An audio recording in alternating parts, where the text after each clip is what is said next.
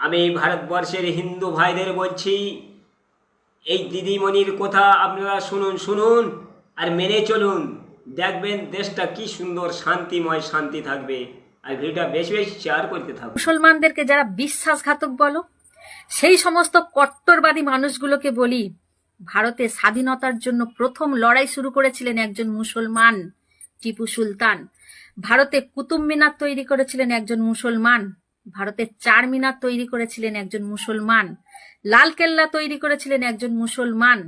ভারতকে পরমাণু বোমা দেন একজন মুসলমান, এপিজে আব্দুল কালাম। পৃথিবীর সপ্তম আশ্চর্যের আজুবার মধ্যে এক আশ্চর্য হলো তাজমহল, যেটা তৈরি করেছিলেন একজন মুসলমান, শাহজাহান। ভারতের জন্য জাতীয়তাবাদী দেশ প্রেমের তারানা সারে জাহাজ সে আচ্ছা হিন্দুস্তান হামারা লিখেছিলেন একজন মুসলমান কবি, মোহাম্মদ ইকবাল। তাহলে কিসের এত মুসলিম বিদ্বেষ?